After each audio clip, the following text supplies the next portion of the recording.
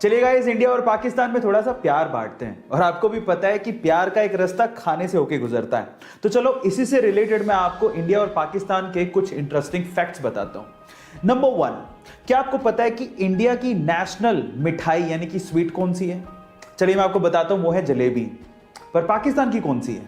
पाकिस्तान की national sweet है गुलाब जामुन। दूसरा सवाल, क्या आपको पता है कि इंडिया का नेशनल खाना कौन सा है? मैं आपको बताऊं, वो है खिचड़ी। पाकिस्तान का कौन सा है? पाकिस्तान का नेशनल खाना है निहारी। पर मजे की बात यह है कि इंडिया और पाकिस्तान दोनों का नेशनल फ्रूट एक ही है और वो है मैंगो।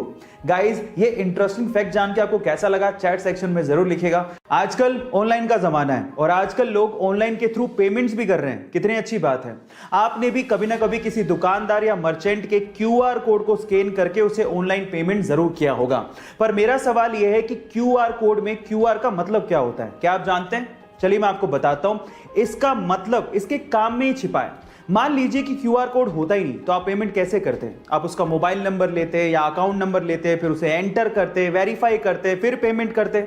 आजकल सिंपल हो गया है, आप सीधे क्या करते हो? क्यूआर कोड को स्कैन करते हो और पेमेंट कर देते हो। इसका मतलब आप पेमेंट को क्विकली रिस्पॉन्ड कर रहे हो। इसका मतलब यही होता है क्यूआर यानी कि क्विक रिस्पॉन्स।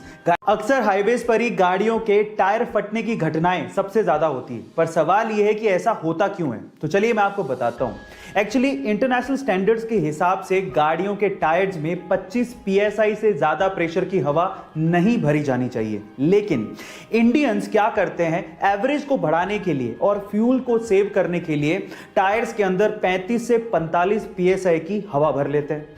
अब जब हाईवे पर वो गाड़ी दौड़ाते हैं तो टायर्स इतने गर्म हो जाते हैं कि अंदर की जो हवा है वो फैलने लगती है और फैलने से इतना ज्यादा प्रेशर बन जाता है कि टायर बर्स्ट हो जाता है, टायर फट जाता है। इसीलिए अपने गाड़ियों के टायर्स में 25 psi से ज्यादा की हवा ना भरें। बचपन से ही फुटबॉल को लेके बहुत ज्यादा पैशनेट था। उसका सपना था कि वो प्रोफेशनल फुटबॉल प्लेयर बने। लेकिन वो कहते हैं ना कि किस्मत कोई भी बड़ी चीज इतनी आसानी से नहीं देती। कुछ ऐसा ही हुआ। अचानक से उसे पता लगा कि उसे ग्रोथ हार्मोन डेफिशिएंसी है। मतलब कि उसकी फिजिकल ग्रोथ नहीं हो सकती, वो बोना ही रह जाएगा अगर उसने $900 पर मंथ का थेरेपी नहीं करवाया तो। इतने बड़े एक्सपेंस को उसकी फैमिली अनफॉर्चुनेटली बियर नहीं कर सकती थी। जिस क्लब के लिए वो खेलता था उसने भी इस मेडिकल एक्सपेंस को बियर करने के लिए मना कर दिया। जिस भी क्लब में वो अप्लाई करने जाता था वहां पर उसके मेडिकल कंडीशंस, उसकी फिजिकल कंडीशंस को देख के उसे मना कर देते थे, उसे रिजेक्ट कर देते थे। बट इतने सारे रिजेक्शन के बाद भी उसने फुटबॉल के लिए अपने पैशन को कम नहीं होने दिया।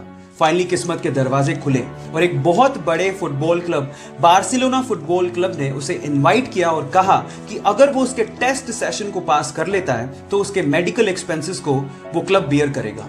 जब पहली बार वो टेस्ट सेशन के लिए ग्राउंड पे उतरा तो बहुत सारे फुटबॉल प्लेयर उसके बोने कद को देख के हैरान रह गए। लेकिन जब उसने परफॉर्म किया तो सब एक ही बात बोल रहे थे कि ये लड़का फुटबॉल खेलने के लिए पैदा हुआ है। बस फिर क्या था, बार्सिलोना क्लब ने उसे जिंदगी का पहला कॉन्ट्रैक्ट दिया। उसके बाद उसने जिंदगी में पीछे मुड़ के नहीं देखा। वो वर्ल्ड का मोस्ट वैल्यूएबल फुटबॉल प्लेयर बना। इसके अलावा वो हाईएस्ट पेड फुटबॉल प्लेयर भी बना। उसका नाम है लियोनेल मेसी। गाइज, एक बार किसी रिपोर्टर ने उससे पूछा कि उसकी ओवरनाइट सक्सेस का राज क्या है, तो उसका जवाब आप लोगों को सुनना चाहिए। उसने कहा कि इस ओवरनाइट सक्सेस के पीछे 17 साल 114 दिन की कड़ी मेहनत है। उसके बाद वो यहां तक पहुंचा। सो गाइज, इसीलिए कहते हैं कि सक्सेस ओवरनाइट नहीं मिलती।